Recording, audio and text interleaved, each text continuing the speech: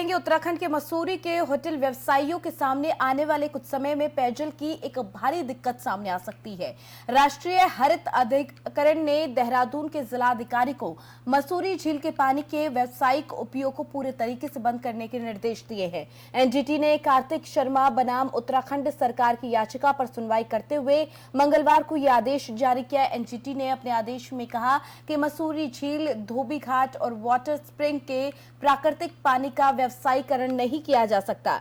NGT ने कहा कि झील का प्राकृतिक बहाव बिगड़ रहा है, इससे जलीय जीवों को भी नुकसान पहुंच रहा है। वहीं एनजीटी ने पूरे मामले को गंभीरता से लेते हुए देहरादून के जिला अधिकारी को पूरे मामले में सख्त कार्रवाई करने के निर्देश दिए हैं। वहीं इस निर्देश के बाद जिलाधिकारी ने मसूरी के एसडीएम शैलेंद्र सिंह नेगी को तत्काल प्रभाव से यहां झील से टैंकरों के माध्यम से पानी ले जाकर होटल्स में सप्लाई किए जाने पर पूर्ण रूप से रोक लगाने के आदेश दे दिए हैं। यही नहीं, एसडीएम शैलेंद्र सिंह नेगी ने शहर के सभी विभागों के अधिकारियों और होटल व्यवसाय से जुड़े लोगों को 9 फरवरी को बैठक के लिए बुलाया है। इसमें सभी को एनजीटी के निर्देश के बारे में जानकारी दी जाएगी ताकि आगे ये समस्या न आए।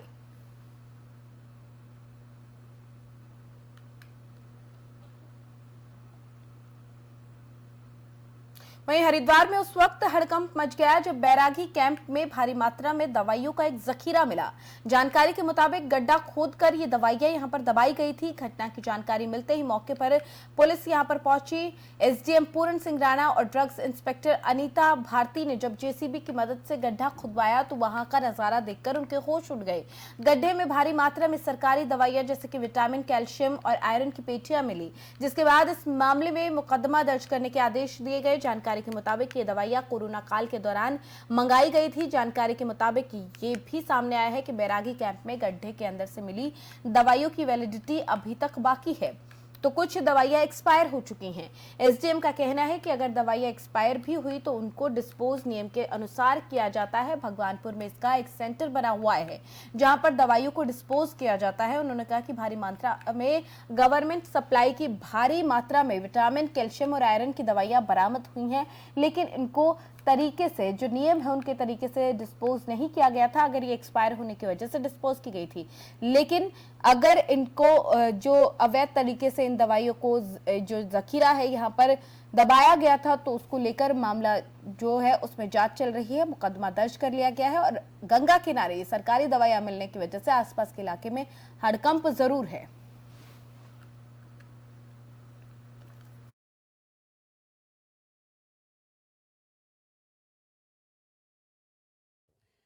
मुझे ऑन कॉल अभी पता चला, कुछ जर्नलिस्ट ने मुझे कॉल किया है और एसडीएम साहब ने मुझे कॉल किया और बताया कि यहाँ पे बहुत सारी मात्रा में दवाइयाँ डैम की गई है। और मैं मौके पर आके मैंने यहाँ पे चेक किया तो जो दवाइयाँ यहाँ पे पाई गई हैं वो मोस्टली विटामिन की, आयरन, विटामिन सी है, और जिसमें 1-2 दवाइयाँ एक्सपायर हो चुकी हैं, बाकी 2-3 दवाइयाँ ऐसी हैं जिनकी कि अभी एक्सपायरी नहीं हुई है। ये विषय थोड़ा सा जो है गलत है। इस तरीके से जो दवाइयाँ अभी खाने योग्य हैं उनको जो है डैम किया गया है, और जो कि जनता के हित में जानी चाहिए थी, उन्हें बिकनी चाहिए थी। बट जो जांच का विषय ये है कि ये दवाइयाँ सारी गवर्नमेंट सप्लाई की हैं, तो सीएमओ साहब को मेरे द्वारा एक जांच के द्वारा एक लेटर उन्हें प्रस्तुत करके ये सारी जानकारी दी जाएगी कि किस हॉस्पिटल में ये बैच की दवाइयाँ उनके द्वारा सप्लाई की गई थी। तत्पश्चात ही पता चल पाएगा कि किसने और किस हॉस्पिटल से ये दवाएं यहाँ पर डैम की और क्यों की गई है। तो ये पाया गया है, ये वास्तविकता है। तो उसमें medical team plus drug inspector और पॉल्यूशन टीम को मौके में भेजा गया है। और क्योंकि कुछ मेडिसिन एक्सपायरी नहीं है जो कि पब्लिक इंटरेस्ट में यूज़ होना चाहिए था, और कुछ मेडिसिन अगर एक्सपायरी भी थी तो उसका एक प्रॉपर डिस्पोजल का एक जो नियम है, क्योंकि भगवानपुर में उसका एक कॉमन फैसिलिटी सेंटर बना है जिसमें कि बायोमेडिकल वेस्ट को डिस्पोजल किया जाता है, जो नहीं किया गया है। तो उसमें एफआईआर दर्ज करने के ऑर्डर कर दिए गए हैं पॉल्यूशन डिपार्टमेंट और मेडिकल डिपार्टमेंट को। तो जो भी चीज़ें रहेगी एज पर लॉ कार्रवाई की जाएगी। की गई है वो गवर्नमेंट यूज़ की है, वो नॉट फॉर सेल लिखा गया है सारे में जितने भी मेडिसिन पाई गई है, तो वो गवर्नमेंट की सप्लाई है एक तरीके से। तो उसमें मेडिकल टीम को इंस्ट्रक्शन दे दिए गए हैं और उसका प्रॉपर डिस्पोजल के लिए ये भगवानपुर से भी टीम को बुलाया गया है। मुझे ऑन कॉल अभी पता चला, कुछ जर्नलिस्ट ने मुझे कॉल किया है और एसडीएम साहब ने मुझे कॉल किया और बताया कि यहाँ पे बहुत सारी मात्रा में दवाइयाँ डैम की गई है। और मैं मौके पर आके मैंने यहाँ पे चेक किया, तो जो दवाएं यहाँ पे पाई गई हैं वो मोस्टली विटामिन की, आयरन, विटामिन सी है, और जिसमें एक दो दवाई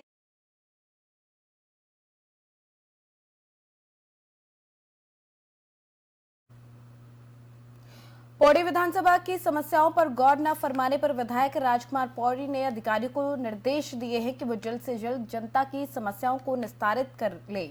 बताया जा रहा है कि विधायक राजकुमार पौड़ी अपनी विधानसभा में हो रहे विकास कार्यों की प्रगति को जानने के लिए अधिकारियों के साथ समीक्षा बैठक कर रहे थे।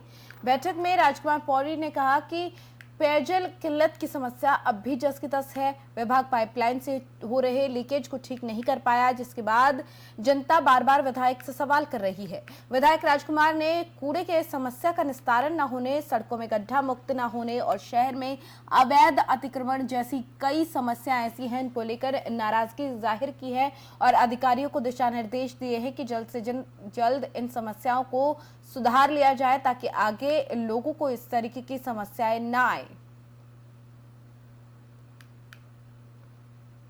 तो आपको बता दें कि पौड़ी विधानसभा पहुंचे विधायक राजकुमार ने यहां पर अधिकारियों के साथ बैठक की, विकास कार्यों को लेकर समीक्षा की गई। इन विकास कार्यों को लेकर ये पूछा गया कि आखिर काम क्यों नहीं हो रहा है और अगर काम नहीं होने की स्थिति में अगर नहीं जो समस्याएं हैं उनको निस्तारित किया जाता है तो एक्शन लिया जाएगा।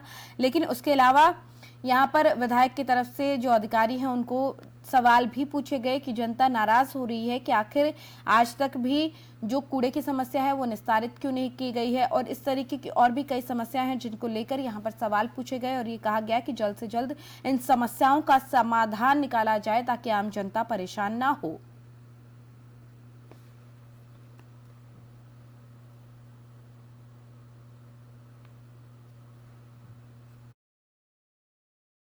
जो समस्याएं आई हैं आज फिर से, तो उनका अभी जल्दी निस्तारण होगा, ऐसा मैंने अधिकारियों को निर्देश किया है और अधिकारियों ने भी उस चीज़ को एक्सेप्ट किया है कि हम जो टाइमलाइन उन्होंने दी है उसके अंतर्गत उसको पूरा करेंगे। इस समय जो पानी की सप्लाई के बारे में जो समस्याएं आई हैं उसके बारे में बातचीत हुई है, तो मेन उसमें ये था कि जो नगर क्षेत्र हमारा, यहाँ पर मोटी लाइन बिछाई जाए, ये मेरी तरफ से बात रखी गई है और अधिकारियों ने एक्सेप्ट किया है। इसमें प्रस्ताव जाएगा और नई लाइन, मोटी लाइन बिछाई जाएगी टैंक से, और उससे नज़दीक से, घरों के नज़दीक से कनेक्शन देने से सभी घरों को उपलब्ध होगा जल, पर्याप्त जल की मात्रा उपलब्ध होगी और इससे जो है पानी की दिक्कत कम हो जाएगी। और एक मैंने और बिंदु इनको संज्ञान में दिया है कि सारे जो मार्केट का एक संयुक्त विजिट होगा डीएम साहब और जल संस्थान के अधिकारियों के द्वारा, और उसमें जहाँ जहाँ लीकेज है वो लीकेज बंद करने होंगे। जितना पानी बहता है सवेरे, तो मैं समझता हूँ कि अगर वो लीकेज बंद हो जाएंगे तो 50% समस्या खत्म हो जाएगी पानी की। विधानसभा पौड़ी की जो समीक्षा बैठक हुई उसमें विभिन्न विभागों को संबंधित निर्देश दिए गए, विभिन्न कार्यों से संबंधित कार्यों को शीघ्रतापूर्वक समाप्त किए जाने के लिए माननीय विधायक महोदय के द्वारा निर्देशित किया गया। इस संबंध में नगरपालिका में कूड़े की समस्या या रोड के कंडीशंस को लेकर या वाटर सप्लाई को लेकर जो भी मुद्दे उठाए गए हैं उन पे संबंधित अधिकारियों को यही निर्देश दिए गए कि तत्काल इन पे आवश्यक कार्रवाई कर रिलीफ दें। उत्तराखंड डीजीपी अशोक कुमार के नाम से 2 वकीलों से 10 लाख रुपए की ठगी करने वाले आरोपी को देहरादून पुलिस ने गिरफ्तार कर लिया। आरोपी का नाम दौलत कुंवर बताया गया है, जिसके खिलाफ डीजीपी के आदेश पर देहरादून पुलिस ने मामला दर्ज किया था। दौलत कुंवर को विकासनगर से गिरफ्तार किया गया। इस मामले में दौलत कुंवर के बेटे पर भी पुलिस ने मामला दर्ज किया था। हालांकि वो अभी भी पुलिस गिरफ्त से बाहर है, जिसकी पुलिस की तरफ से तलाश की जा रही है। पुलिस आरोपी बाप बेटे के आपराधिक इतिहास भी खंगाल रही है। दरअसल बीते 6 फरवरी को देहरादून विकासनगर कोतवाली में सतीश कुमार ने अपने सहयोगी संजय सिंह कटारिया की शिकायत दर्ज कराई थी। इस शिकायत में उन्होंने कहा था कि दौलत सिंह कुंवर और उसके बेटे शिवम ने पीड़ित संजय सिंह कटारिया और उसके साथ प्रेमनगर थाने में दर्ज मुकदमे को लेकर डीजीपी और अन्य पुलिस अधिकारियों के नाम डरा धमकाया और सजा का डर दिखाकर अलग अलग तारीखों पर पुलिस डोनेशन के नाम से करीब 10 लाख रुपए की ठगी की।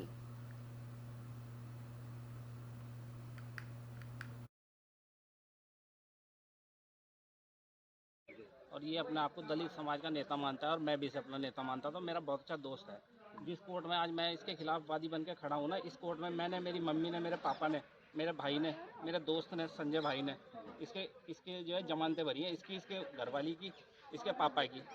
और इसने जो है हमें ही ठग लिया। कहने लगा मेरी बहुत अच्छी जान पहचान है, पुरानी जान पहचान है, जब भी एसएसपी हरिद्वार थे, और मैं जो तुम्हारा मामला सेटल करा दूँ, तुम पुलिस फंड में जो है 10 लाख रुपए का डोनेशन दे दो।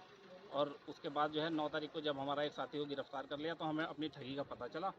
उसके बाद हमने इससे बहुत संपर्क करा, कोशिश करी, और हमारे जो दोस्त हैं उनके माध्यम से भी कोशिश करी, लेकिन ये आया नहीं है। उल्टा जो है हमारे पे दबाव बनाने लगा। दबाव किस बात का कि भाई ये मुझसे फैसला कर लें, मेरे से बस पैसे न मांगे किसी भी तरीके से।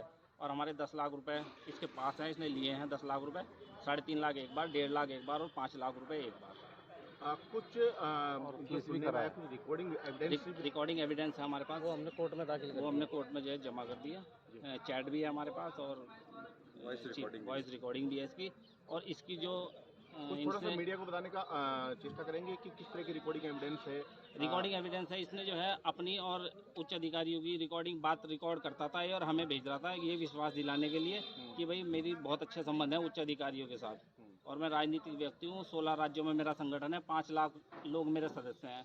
लेकिन यहाँ तो जो है 1000 लोग भी इसके साथ दिखाई नहीं पड़े, क्योंकि समाज के, तो हम भी समाज के ही लोग हैं। समाज के लोगों को लूट रहा है, कौन समाज का नेता मानेगा। अब तक जो है सबसे चंदा तो हम ही दिलवा रहे थे। अब देख लेगा किसी से चंदा लेके 1 रुपये भी से कोई चंदा दे दे तो। जिन धाराओं में मुकदमा दर्ज हुआ है उसमें कई संगीन धाराएं हैं, तो क्या लगता है कि जल्दी बेल आउट हो पाएंगे? बेल आउट तो हम यहाँ से लेकर सुप्रीम कोर्ट तक जो है ना बेल का इसकी विरोध करेंगे, और समाज में मैसेज आएगा कि ऐसे लुटेरे जो लोग हैं ना, समाज के नाम पे जो है समाज को लूट रहे हैं, जो गरीब लोग इनके पास जा रहे हैं वो छोड़ नहीं रहे उन्हें किसी को भी। हम तो इसे अपना नेता मान रहे थे, हम इसे अपना दोस्त मान रहे थे। और इसने तो मेरे घर पे कहा है, मेरी मम्मी को कहने लगा कि सतीश तो मेरा पिछले जन्म का भाई है, कि जितनी बार मैं बुलाता हूँ उतनी बार मेरी जमानत कराने आता है। मुझे तो ये भी नहीं पता मैंने जमानत कितनी बार ली होगी इसकी। कार्रवाई से संतुष्ट है आप लोग? कार्रवाई से बिल्कुल संतुष्ट हैं, और ये अपना वहीं हल्द्वानी के बनभूलपुरा में रेलवे की जमीन पर अतिक्रमण मामले में सुप्रीम कोर्ट में सुनवाई हुई। इस दौरान उत्तराखंड सरकार और रेलवे ने सुप्रीम कोर्ट से मामले में समाधान निकालने के लिए समय मांगा। सुप्रीम कोर्ट ने 8 हफ्ते का समय दिया है। वहीं अब मामले की सुनवाई 2 मई को होगी। बता दें कि बीते 5 जनवरी को सुप्रीम कोर्ट ने बनभूलपुरा में 4000 से ज्यादा घरों पर चलने वाले बुलडोजर पर रोक लगा दी थी। सुप्रीम कोर्ट ने इस मामले में उत्तराखंड सरकार और रेलवे को नोटिस जारी कर जवाब मांगा था। मामले की सुनवाई 7 फरवरी को तय की गई है।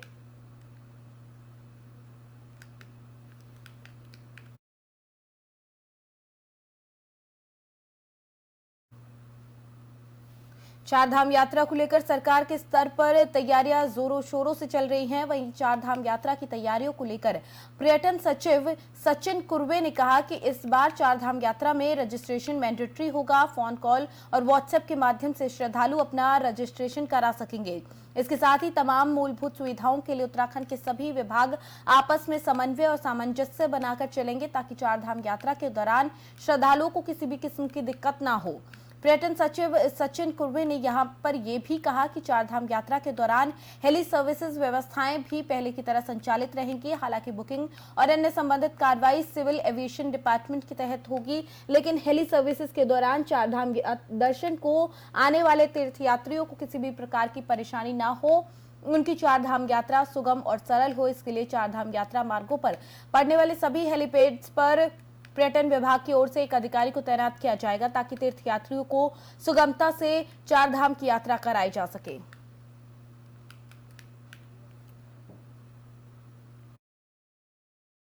हमने तैयारी ऑलरेडी दिसंबर माह से हमने शुरू कर दी है, और इस बार रजिस्ट्रेशन मैंडेटरी होगा। रजिस्ट्रेशन है हमारा ऑनलाइन होगा, ऑन कॉल होगा, और व्हाट्सएप के माध्यम से भी होगा। इसके अलावा जो वे साइड एम्यूनिटीज़ के लिए भी जो तैयारी करनी है वो भी तैयारी हमने शुरू कर दी है।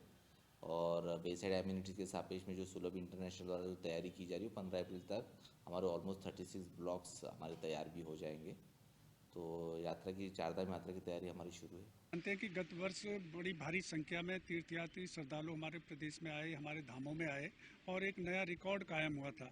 तो पिछले वर्ष जिस प्रकार से संख्या श्रद्धालुओं की रही उसके आधार पर, और इस वर्ष भी जिस प्रकार से हमको सूचनाएं मिल रही है, जो अनुमान है कि बड़ी भारी संख्या में श्रद्धालु और तीर्थयात्री हमारे प्रदेश में आएंगे, तो उन सारी चुनौतियों का हम आकलन कर रहे हैं। उस हिसाब से चाहे जो स्थानीय जिला प्रशासन है, प्रदेश शासन है, सरकार के स्तर से, बद्रीनाथ केदारनाथ मंदिर समिति के स्तर से विभिन्न स्तरों पर बैठकें आयोजित हो रही है, कार्य योजनाएं तैयार की जा रही है और यात्रा से संबंधित जो भी विभाग और एजेंसियां हैं वो आपस में बातचीत करके जो यात्रा की तैयारियां हैं उनको अंतिम रूप दे रही हैं।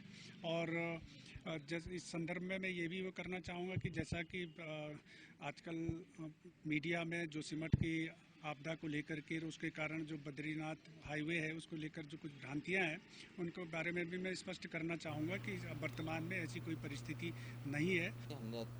चलिए, बुलेटिन में फिलहाल मेरे साथ इतना ही। आप देखते रहिए FM न्यूज़। नमस्कार।